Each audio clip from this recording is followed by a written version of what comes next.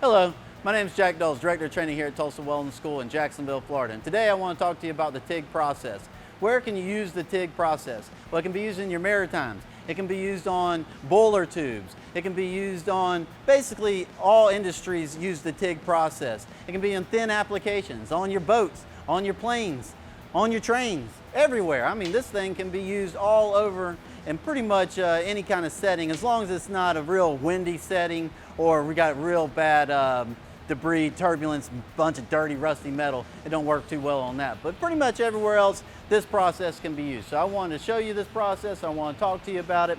I want to show you how to actually set one of them up. And so today, let's talk about how to set up a TIG rig. We have a TIG rig. We have our power hose, which it screws in right here. I've already pre-screwed it in, just letting you know, but it just threads in like so. All right, so you put this back on. Then let's start with your gas diffuser. This is a gas diffuser. You're going to take your gas diffuser and your little insulator. It goes on like so. You'll screw it in. And when you screw this in, you want to kind of put a man tight on it, if you will. You know, not a hand tight. You want to take a little pliers, and we call it around here just a little man tight.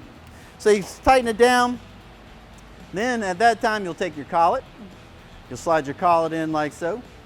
You'll take your tungsten, slide it in like so. And they have a tail, back cap. Some of them, they make them little button caps. They make little shorties. They make long tails. They make them in various sizes. But basically, it screws in just like so. Once you screw this in, there should be a little gap. If you can see it right here, there should be a little gap right in between. If you do not have a gap in there, you probably have got something not set up the right way. Maybe your gas lens is not on right. Maybe you've misthreaded it. But either way, there should be a little gap like you can see, it's like there. Then we're going to talk about our cup sizes. We have cups from a 4 cup. We have cups from a 5, a 6, a 7. Excuse me, that's an 8. There's a 7. And an 8. And that's just some that we have. They make them in different sizes. They have them in Pyrex. They have them in all different sizes and shapes. You can pick which one you like and what size works best for you. But this is how you set one up. You put your gas lens or your cup on of your gas lens. It screws down. And now you've got a complete TIG rig setup. So let's talk about the cup. What cup do you use? What size? What's the purpose of the cup? Well, the cup is one to protect you, give you a shielding gas, because you got gas that's going to flow out of your gas lens right here. And if this actually touches the metal as you're welding, it will arc out, it will ground itself out, it will ruin your gas cup, your gas lens. It may even ruin your TIG rig. So always make sure you have a gas cup over your gas lens. Then, like I say, the sizes all vary, but it's basically to where you can control this. The diameter of your cup here is going to allow you the freedom of how far you're going to be able to go. You can see a 4 cup is way smaller than an 8, and you can tell the travel on here is not going to be very much because it's just a little tiny diameter. Where of an 8, you can get a lot more out of my cup because of the sheer size and the diameter of the cup. So that's why we use the cups. The cups are 1 for the shielding gas, and then 2 to actually control the width of the puddle that you're looking for, and that's why we use the different size cups. Okay, so let's talk about your cup setup, what cup selection to use. I'm going to go through my little jig here that I've got set up for you, and we're going to talk about the proper cup size and the proper stick out for whenever you're going to fill in a groove. So let's start here. This first pass here is going to be simulating putting in a root pass and a V-groove setup. And so we're going to find our cup selection. I usually like to use a little smaller of a cup selection when I'm putting in my root, so that way I can get down into the groove. And I want to make sure I have my stick out right. Your stick out will tell you that it should be no more than 1.5 times the diameter of your cup. Your electrode should not be sticking out no more than 1.5 times the diameter of your cup. So I like to get in there, and before I get going, I want to make sure that my cup gets down in, the tungsten gets right down in the groove. If you've got too short of a stick out, then you can't even get down in there. You're trying to rock it and the cup won't rock because it's so straight up and down because the stick out is so short. And if you run a stick out really long, then you're going to have to kind of rock it back too much. You may even hit your weld inside, or you may be long arcing because you have such a long stick out that you can't get down into the groove because it's too long, and so you're having to lean it back, and now it's causing it actually to have long arc and melt away your wire and not get the penetration that you're supposed to. But when you get the stick out right and you get where you like it, you're going to put it down in there. You're going to get to where your cup can swivel nice and back and forth pretty easy. And you just want to make sure you got your wire in there right in the gap. And then you want to go about the same diameter as the wire and make sure that you're burning into that beveled edge, and you're making a nice tie-in and getting right down in there. You wouldn't go no more than basically the same diameter as the wire. So if you're running a 1/8 wire, you'd run it about 1/8 wide, maybe a little bit bigger, and just make sure that you're getting complete fusion in there. So once you've got the root pass done and you've got it in, everything's good, now we're going to go on to our fill pass. As we move on to our fill pass, we're probably going to have to change our cup sizes. If you look now, I'm still using the same cup that I used for when I ran my root, but as you can see, now my cup is hitting my weld, and that's not what I want. It's not going to allow me to swivel it like I would like to. So I'm going to change my cup size. I'm going to go up on my cup size so where now I can easily get my tungsten where I want it to be, and my cup to where I'm not hitting on my weld. So I've changed my cup size. I've went to a bigger cup size now, as you can tell. I've got my right stick out in here. And if you can see, once again, you want to make sure you have the right stick out. If it's too short, once again, you'll be up and down and you won't be able to make it swivel. And if it's out too long, then my cup's going to be resting on my weld and I'm not going to be able to swivel it the way I want. So make sure you get your right stick out. Once you get your right stick out, then you can just get back into the groove just like you did on the root, nice and smooth, just swiveling it back and forth, just a little bit wider than what you ran the root pass. Make sure you keep your head in front. Always keep your head in front so where you can see what you're doing. If you're standing back like this TIG welding, this is not going to work. You got to make sure that you're up there and you can see what you're doing. You got the wire in place and you're just rocking it back and forth. Okay, so now we've got the fill pass in. Now over here we're going to simulate where it's almost full, but we're not quite flush. We want to get it up to flush. So when I get to this point, you know, if you use the big cup, you can see I'm going to hit my beveled edges back and forth on the sides. So here I actually like to drop back down to a smaller cup, maybe not a 4, but maybe like a 6 cup or so. And I'm going to set it up to where I can actually walk inside of my groove. Because like I said, the 8 cup is too big. It's hitting my beveled edges, causing me to get off. So now I'm going to use a smaller cup, and I'm going to get in there so now I can actually walk the cup. And you can see how we walk the cup. This is not walking the cup. This is just rocking the cup back and forth. You can see I'm not doing nothing. I'm just rocking it back and forth. I'm not accomplishing anything. We're actually walking the cup is where you fire up and then you'll roll the cup, you'll pivot. As you can see, it's the tungsten is finishing out the weld. I'm going to roll it back. I'm pivoting. It's causing it to finish out the weld.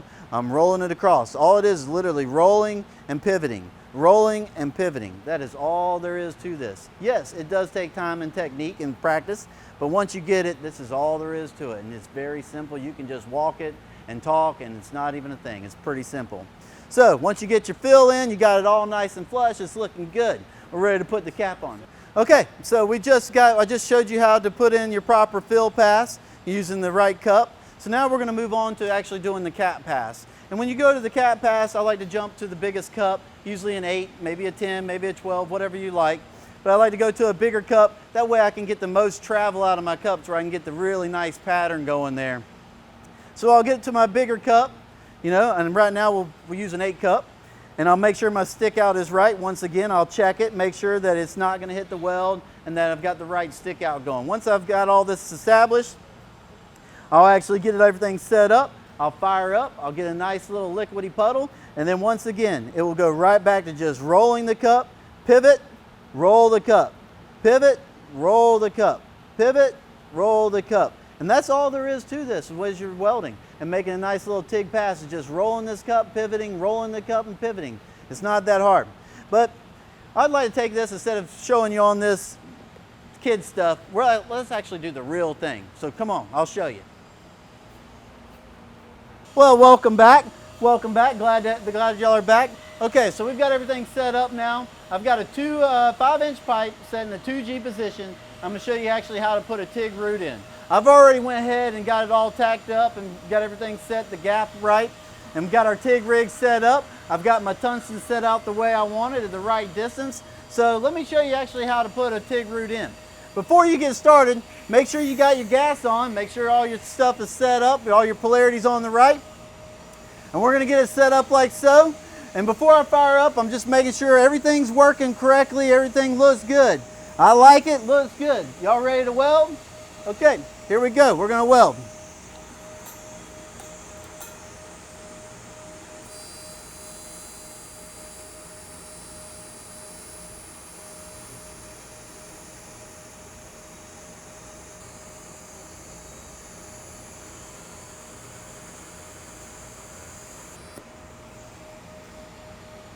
Once you make your tie-in, you've made your clear tie-in, make sure you take that tungsten, walk it down into the bevel, then break your arc. If you just break your arc right as you're finishing, you're actually going to leave a little pinhole, fisheye, some people call it, but you're going to leave that in there, and if you don't get that out, it's going to fail an x-ray because you're going to have a pinhole in your root. Okay, so now we've got the root pass in. Let's go ahead and continue on. I'm going to finish this other side here, and then we'll show you the hot pass. So here we go.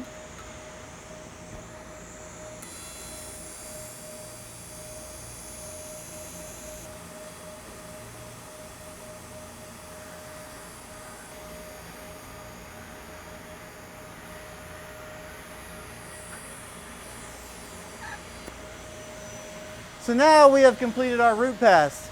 Once we've completed our root pass, we'll actually come back, take a little wire wheel, clean this up. Maybe if you got a grinder and you got a little high spot, you need to knock that down, maybe knock it down. But you'll come back and your wire wheel all that clean.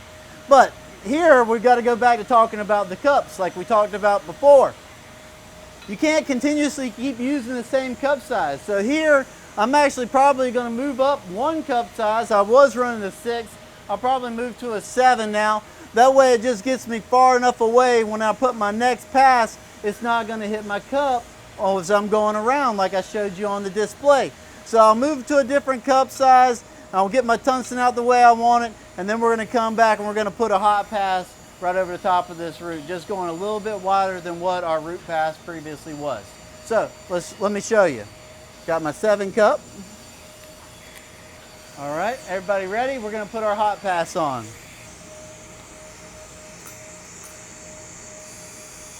Get a little hot liquidy spot, get my wire in. Make sure I keep it at the top of my toe line. I'm just going to spread it out. Just rocking the cup up and down, nice and smooth. Taking our time, making sure it's fusing in top, bottom, top, bottom.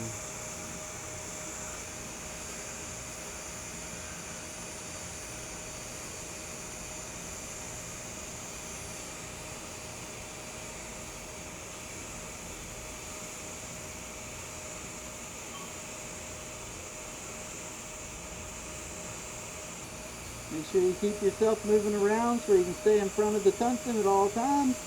Make sure that you're watching it fuse in, top, bottom, top, bottom.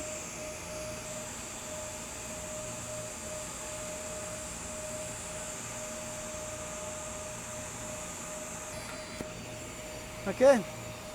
So now, after you've ran your hot pass all the way around, once you get it all the way around, it's going to look a lot like a C here. I went ahead and made one out just where you can see it. And so if you look in here, you can see I've got a nice little root and hot pass all set up, all looking good, nice and clean on the inside. So that's what it's going to look like after you get your root and hot pass in. Nice and tight, nice and clean. And then you'll go back and you'll do a little wire wheel and just kind of clean it up. And we'll go on, I'll show you how to run a fill pass. So let's talk about running a fill pass. When I go to run a fill pass, once again, like I showed you back on the display, I'm not going to move to a bigger cup now, because what's going to happen is I'm not going to be able to get in there the way I want. So I'm going to drop down to a smaller cup, probably to like a 4, so that way I can get inside the groove and I can actually run me a bead inside the groove. And I'm going to show you here in just a second. Make sure you turn your amperage up too. You know, whenever you're running, my always rule of thumb is as after I run my root pass, whatever you like to run it at, but I always try to turn it up a good 10, maybe 15 amps more whenever I run my hot pass and my fill pass. So just kind of a rule of thumb there too. So let's go ahead and go into running actually a fill pass. Everything's set up. Once again, I went down to a smaller cup because I want to actually get in here and be able to manipulate this inside the groove. If you use a bigger cup, it's going to be hitting the sidewalls and it's not going to allow me to be able to put in the fill pass that I'm looking for. So I went to a smaller cup and now we're going to run a fill pass.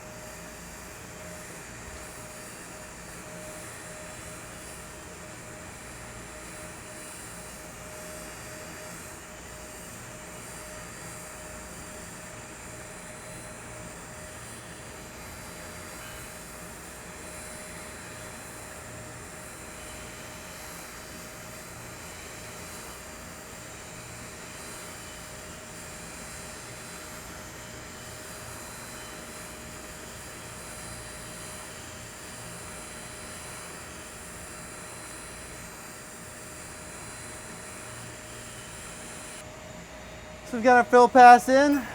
That's the first pass. We're going to come back and put another pass across the top here. As you run on a thicker piece of pipe, you may have to run multiple passes in there. It may take pass after pass after pass. If you're running on a real thick piece of pipe, let's say schedule 120, schedule 160, you're going to have to run multi-passes in there. It may take 12, 14 passes to get it filled up the proper way. Going to run our next pass. Here we go.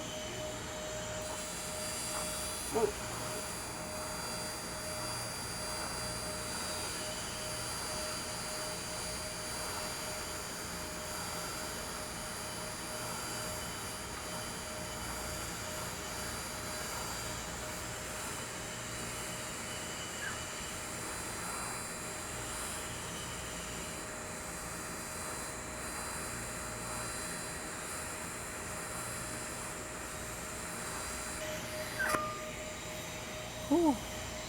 That baby is hot. So we got our fill pass in. As you can see, it's not quite there yet. We're probably going to have to run a couple more passes in here. I'm going to go ahead and run these passes in here to show you so we can get it all filled up. But before I do that, once again, check your cup size. Make sure that your cup size is the right cup for the application that you're wanting to put in.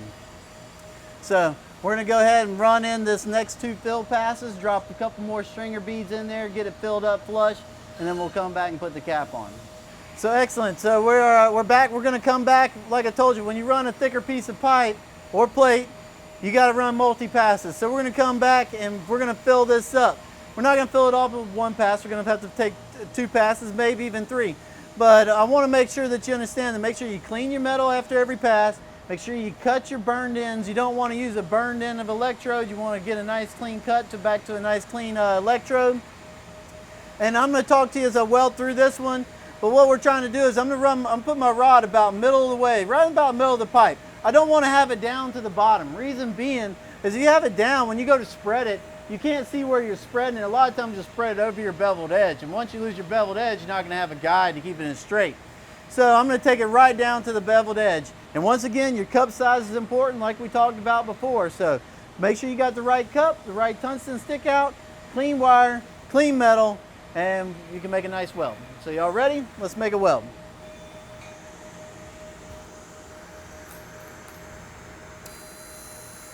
Get it fired up, get a nice little hot spot here. What I'm looking for is once I get my wire fused in here, I want to take it down to the beveled edge, but I try to leave it short of the beveled edge, about a 1/16 of the short of the beveled edge. Reason being is what I want to do is I want to leave that edge, like I said before, so that way it gives me a nice guide. Whenever I'm putting my cap on, I've got that beveled edge and I can see it nice and clear. And we're just rolling this cup, pivoting and rolling it. You can see that I'm not taking very big steps. I'm going pretty small. Because what I'm trying to do is fill this, whoa, I messed up, trying to fill this pass right here. I'm just trying to get it filled up flush. That's all we're trying to do. So just take your time, watch your tungsten, spread it the same width, keep that roll consistent in there. Make sure you're just fusing it in nice and smooth. We're getting it burned into the plate, into the weld, and nice and smooth. Just like painting a little picture, just nice and smooth, nice and easy. Little Bob Ross going. Rotating around. Always keep your head out in front of it. If you start to get behind it, you'll start to long arc it, and that's not what we want. We don't want to see any long arcing. I could show you what long arcing looks like, but I'll probably mess up on my weld. But if you want to see a long arc, I'll actually show it here in just a second. This is what long arcing looks like. This is not what you want to see. If you see your wire, see how that is? That's not good. See how it's not spreading and the wire's chopping off and running away from you? That's bad. We don't want that. We want it to be in there nice and tight, melting in there. So keep that tungsten close. Keep it right in there nice and tight, and you can come out with a nice looking weld, and it will turn out very nice. Okay, so we're gonna actually take a closer look at this weld. I want to show it to you as we run this pass. Like I say, it's not quite full yet, so we're gonna actually put this last fill pass in there so we can get it almost flush. I like to keep mine just about a 1/16 below flush, and like I say, trying to keep my beveled edges, that way I can see a nice clean straight lines where I can put my cap on. So let's take a nice close look in here. I'm gonna show you how to fill this up. I'm gonna walk and talk you through it as we're doing it. Here we go.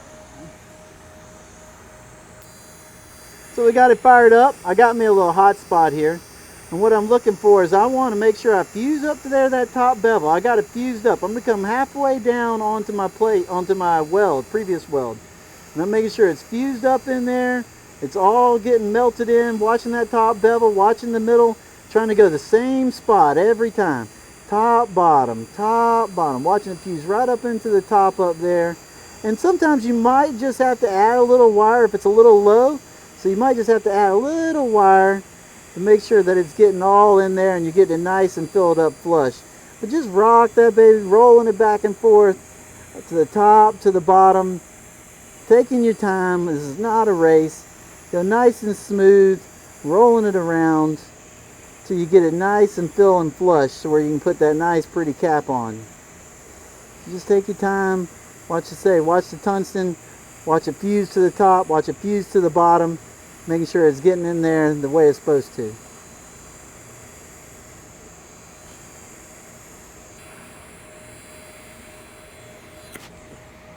Okay, excellent. So we've got our fill in, it's all filled up nice and flush. So now I went back to changing my cup like we talked about, and when I put my cap on, I'm trying to travel the maximum I can. So I'd like to use the biggest cup that I can pretty much get my hands on. We're going to use a 7 or 8 cup right now to put the cap on. You may like to use a little bit bigger, you may like to use a little bit less. That's entirely up to you, but we're going to use a 7 cup, and you can get in here and watch and see us put this cap on. As I'm doing the cap, you can see I left my beveled edge on there nice and clean. We're going to try to take it just over the beveled edge. So I'm putting my wire about right here in the middle of the pipe, and I'm going to spread my metal down. It's much easier to spread your metal down than it is to spread it up. So if you got it all down like so, it's very easy for it to run way over the bevel. So make sure you keep your wire up, and it's easy to bring that metal down.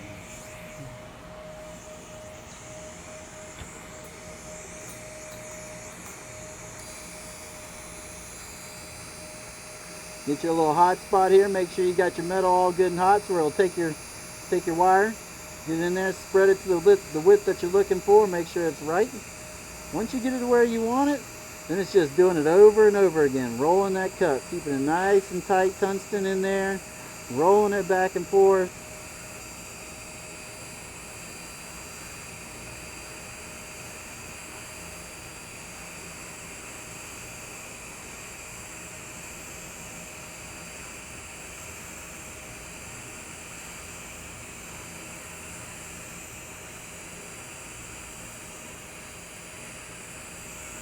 Keep your head up with it. Keep it always where you can see what you're doing. Keep moving around with it.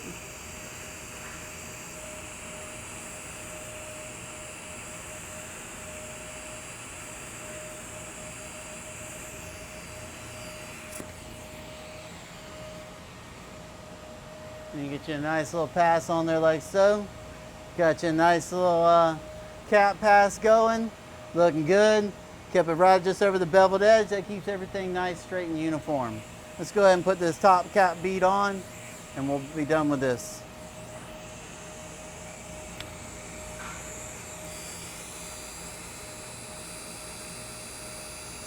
Once again, make sure you get it where you want it. Spread all your metal out, get it the way you like it.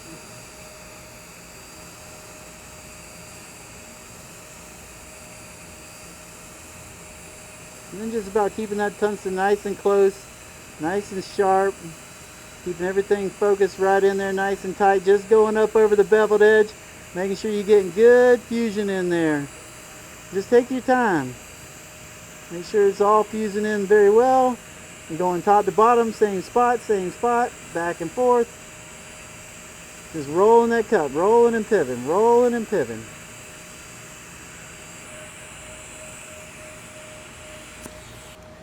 Okay, so I just finished up a 2G on 5-inch pipe. We just finished up putting the cap on, got some nice little slick beads on there. And now we ran that just for your demonstration. We wanted to show you all the steps as we go along because we were talking about the right cups, the right tungsten, where this process is used. So I wanted to show you those step by step. I went ahead and ran one out on a 2-inch pipe in the 2G position just where you can see what one looks like all the way completed. I have that here. I wanted to show it to you. It's in the 2G position here. I'll maybe turn it sideways where you can see a little bit better. Got the nice little laces in there. All got the good color and the golds and the blues, you know, and it's all looking good. And that's what we do here at Tulsa Welding School. And if you're looking for some help or you need some assistance, please contact us. We'll be glad to talk to you, glad to help you out.